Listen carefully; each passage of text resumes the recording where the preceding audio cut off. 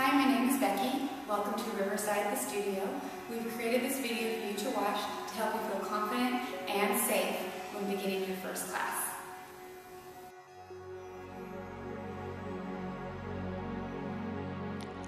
To protect our silks, please wear clothing that covers the armpits and the knees and does not have any zippers or metal.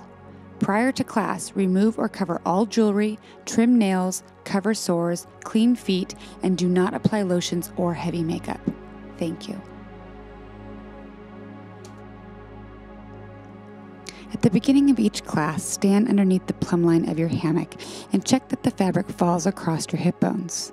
If you're long-waisted, you may want to gently rise up on your toes to measure so when performing inversions, your head clears the floor. Check this by doing a basic hip hang.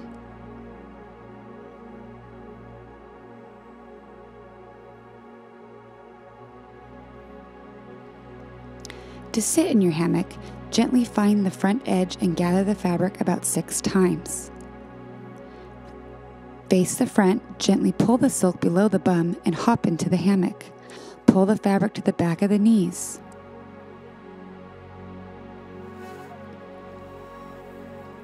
To fully lie in the hammock, gently extend the excess fabric behind you and lower yourself into the silk. Bring your feet to the inside edge and gently open the remaining fabric for the lower leg. To sit sideways in the hammock, gently fan out your fabric to find the edges. Gather half of the fabric into your hand and gently slide your leg into the ungathered fabric so that it supports the leg.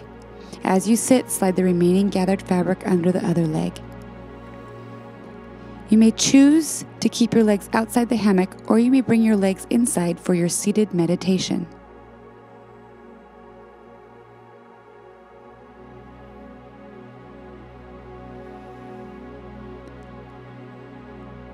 To exit the hammock, bring your legs together, gather the fabric in your hands, and gently lift yourself to face the front.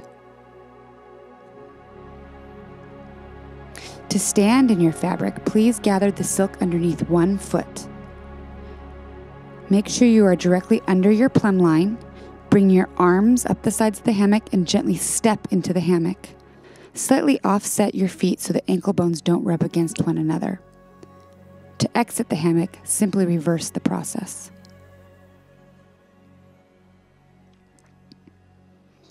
If at any time during class you feel nauseous or dizzy, come out of the hammock and find child's pose. Gently come to a sitting position and focus on your breath until you are ready to return to class. Aerial yoga is safe for most of us, yet some of us should not invert during class. Please read the following contraindications.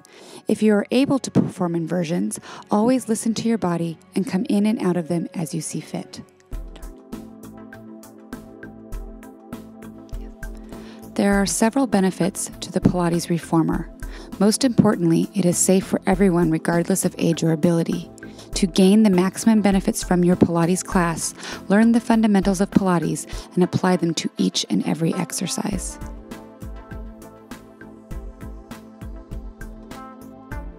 The reformer is built upon a spring system that allows you to work with very little impact to your joints. There are 5 total springs that can be configured. Red springs are heavy, blue springs are medium, and yellow is light.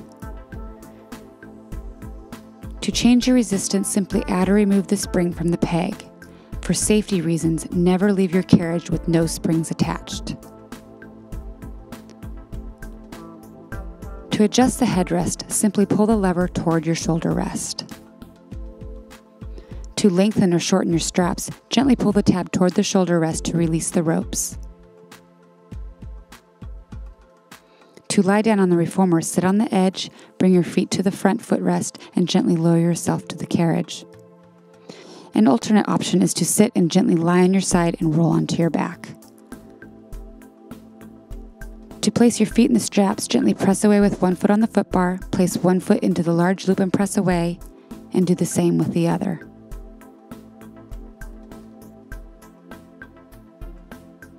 Please take a moment to understand these 3 positions. Beginning in a parallel position, you can either externally rotate in the hip or internally rotate. Note that this rotation is happening from the top of the leg and not the knee or ankle.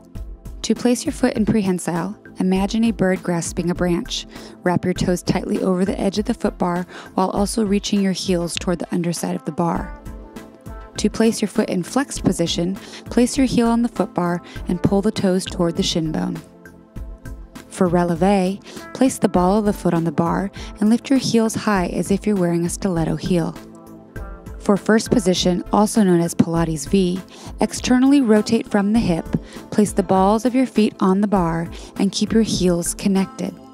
For second position, place your heel toward the outside corners of the foot bar, externally rotate slightly, keeping the knee over the toe, and pull the toes back toward the shin to a flexed position. To perform seated arm work, begin sitting on the knees. For a more advanced challenge, perform the exercise rising up on the knee. If being on your knees is uncomfortable, you may choose to either sit crisscross or to extend the legs out in front of you. If you find that all of these just do not work for you, you may choose to bring your sitting box to the carriage. To stand on the reformer, step onto the footrest first, then onto the carriage. Never stand onto the reformer without securing yourself to a non-moving part first. To lie face down on the reformer, take both straps in your hand. Place your hands on the corners of the box or the sides of the reformer and bring your body over the top. Cinch up on the straps to prepare for your exercise. To change the angle of your foot bar, pull evenly up to unlock and then lower or lift to the appropriate height. To change the location of your foot bar, move the angle of the foot bar toward the shoulder rests. Then slide the foot bar along the carriage to one of many different locations available.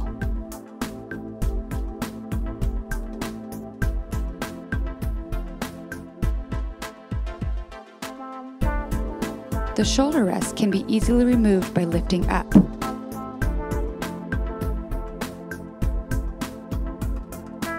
They can also be turned to accommodate a wide or narrow shoulder. Choose the one that is most comfortable to you. To secure your jump board, simply place the pegs into the holes on the foot plate. If you need to attach your foot strap, thread one end of the strap through the side of the foot plate. Hook the loop onto the hook underneath. Repeat on the other side. You may adjust the size of your foot strap by placing the loop toward the inside or outside of the hook underneath.